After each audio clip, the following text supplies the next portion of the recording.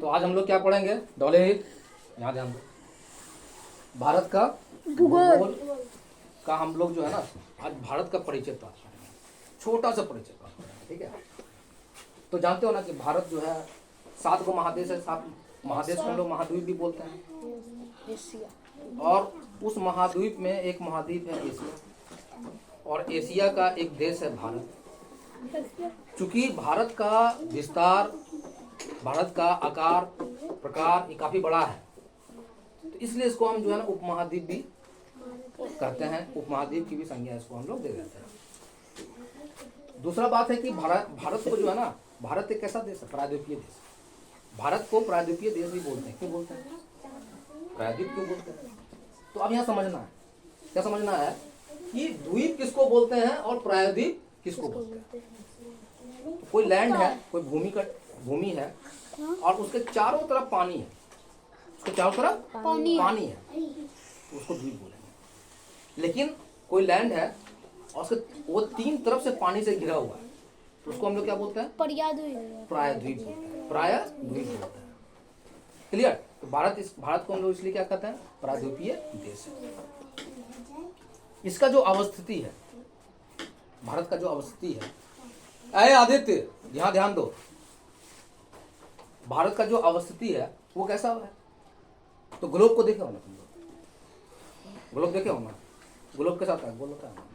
चलो एक ग्लोब बना देते हैं। अब जो है तो हम देखते हैं कि ग्लोब में 3 गो रेखा जो है ना स्पष्ट रूप से हमको दिखता है। ठीक है, और भी रेखा होता है। तो एक है जो बीच में जो रेखा जो होता है ना, उसको हम लोग क्या बोलते हैं? कर्क नहीं बोलते हैं, विषुवत बोलते हैं। और ऊपर वाले को कर्क रेखा बोलते हैं, नीचे वाले को मकर रेखा। तो विषुवत रेखा, कर्क रेखा, मकर रेखा। तो विश्व के परिप्रेक्ष्य में जब देखोगे कि भारत कहाँ पर है, भारत ए लड़का हल्ला नहीं, तो भारत कहाँ पर है? तो भारत की अवस्थिति है यहाँ, विषुवत रेखा से जस्ट, विषुवत रेखा से जस्ट भारत की अवस्थिति है। ठीक है, तो कहाँ पे अवस्थिति है? तो पूरे ग्लोब के परिप्रेक्ष्य में देखो तुम, तो पूरा ग्लोब जो है, ये पूरा जो गोल है, तो इसका उत्तर कहाँ है? ऊपर। दक्षिण कहाँ है? नीचे। इधर क्या हो जाएगा? वेस्ट। और इधर क्या हो जाएगा? ईस्ट। यानी कि पूरब हो गया, ये पश्चिम हो गया, यही ना है। अब तुम बताओ कि ये बिंदा यहाँ पर दे दी है, ये भारत है मान लो, ये पूरा एशिया महादेश है, एशिया महादेश के नीचे जो है भारत है। अब तुमको बताना है कि भारत कहाँ पर है, इसके रिस्पेक्ट में बताना है। किसके रिस्पेक्ट में बताना है? इसके रिस्पेक्ट में, इसके सापेक्ष में हमको बताना है भारत कहाँ पर है। तो भारत कहाँ है? उत्तर में, क्योंकि ये बीचों बीच काट दिया ना, देखो बीचों बीच काट दिया ना। Yes sir. इस गोला को 2 भाग में बांट दिए हम। यस। ऊपर वाला को उत्तरी गोलार्ध कर दिए और नीचे वाला को दक्षिणी गोलार्ध कर दिए। भारत कहाँ है? इस लाइन के ऊपर, यानी कि उत्तरी गोलार्ध का देश है भारत। उत्तरी गोलार्ध का देश हो गया। अच्छा, उत्तरी गोलार्ध में अब किधर है? ये पश्चिम में है कि पूरब में है? पूरब में है। तो हम कह सकते हैं ना कि भारत उत्तरी गोलार्ध का देश है जो पूर्व में स्थित है। क्लियर? अच्छा, ये तो समझ में आ गया। अच्छा, अब देखोगे कि भारत में जो है ना, ये जो कर्क रेखा जो देख रहे हो, ये भारत से होके गुजरा हुआ है। हम लोग जानेंगे कि भारत के किस किस राज्य से होके ये कर्क रेखा गुजरता है, और ये कर्क रेखा को समझना बहुत जरूरी है, तभी तुम मानक समय को समझ पाओगे। जो समय जो देखते हो ना कि अरुणाचल प्रदेश में जो है 4 बजे भोर में सूरज उग जाता है। ठीक है, और गुजरात में जाकर देखोगे कि बड़ी देर तक सूर्य जो है ना उगले रहता है, काफी शाम में वहां पे, जब यहाँ रात हो जाता है तो वहां सूर्य शाम होता है। हाँ। तो ये सब चीज समझेंगे हम लोग, तो उसको समझने में हमको कर्क रेखा बहुत मदद करेगा। ठीक है, अब देखो, तो ये हो गया अवस्थिति। इसका आकार कैसा होता है? तो हमारा ये भारत का नक्शा है ना, भारत ऐसा है, तो ये आकार क्या है पता है?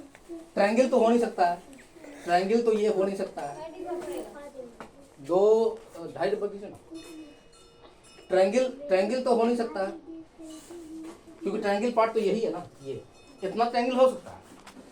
तो हमारा जो है भारत, हीरा देखो, हीरा, हीरा का आकार कैसा होता है? हीरा, ये हीरा जो है ना, इसको हम लोग बोलते हैं चतुष्कोणीय। क्या बोलते हैं? चतुष्कोणीय, टेट्राहेड्रल अंग्रेजी में इसको बोलते हैं। तो ये भारत हमारा जो है वो किस आकृति का है? चतुष्कोणीय, टेट्राहेड्रल है। हीरा का भाई है, हीरा जैसा देश है हमारा, है ना? याद रहेगा ना? हीरा जैसा देश, हीरा का रचना कैसा? चतुष्कोणीय। तो भारत का जो आकृति है वो इस तरह का है। इसका विस्तार कहां से कहां तक है?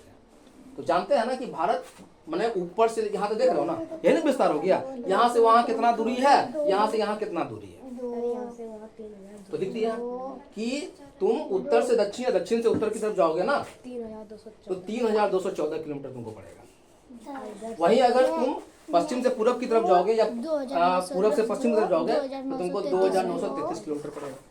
ये जानना जरूरी है, ये सब जानना बहुत जरूरी है। और हम तो जानते हैं ना कि भारत के प्रत्येक जगह पे ट्रेन लाइन बिछा हुआ है। Yes sir. है ना? भारत सरकार की बहुत सारी योजनाएं चलती है। कॉरिडोर योजना है, राष्ट्रीय ग्रामीण सड़क योजना है, बहुत सारा योजना चलता है। वो सब पढ़ेंगे हम लोग। अभी यहाँ छोटा सा हम लोग जान लेते हैं। इसके बाद हम लोग को देखना है, तो ये इसका विस्तार हो गया भारत का, है ना? इसका क्षेत्रफल कितना है? याद है किसी को भारत का क्षेत्रफल कितना है? कुछ 32 लाख 32 हाँ 87 वेरी गुड 32,87,263 वर्ग किलोमीटर। Very good. तो ये भारत का क्या क्षेत्रफल है, और ये दूरी हो गया क्षेत्रफल, और ये दूरी हो गया क्षेत्रफल, अलग चीज हो गया। अब जो है दूरस्थ बिंदु क्या है? दूरस्थ बिंदु का मतलब क्या है कि भारत का सबसे दूर का बिंदु क्या है। हम उत्तर जाएंगे वहां का दूरबिंदु निकाल लेंगे, दक्षिण जाएंगे वहां का दूरबिंदु निकाल लेंगे, इधर जाएंगे इधर का दूरबिंदु निकाल लेंगे। माने ये एक भौगोलिक सीमा को ही बताता है कि भारत कहां से कहां तक है। तो दक्षिण में कहां तक है पता है? इंदिरा पॉइंट। इंदिरा पॉइंट का नाम सुने होंगे, है ना? उसको पिग्मेलियन पॉइंट भी बोलते हैं। तो हम लोग जो है इस तरह से इसका दूरस्थ बिंदु भी निकाल देंगे। हम लोग लिखा देंगे, सब चीज लिखाएंगे, अभी सब लिख लेना, इसको भूलना नहीं है। थोरोली हम लोग रिविजन भी करेंगे इसका, ठीक है? अब विश्व में भारत का स्थान कितना है?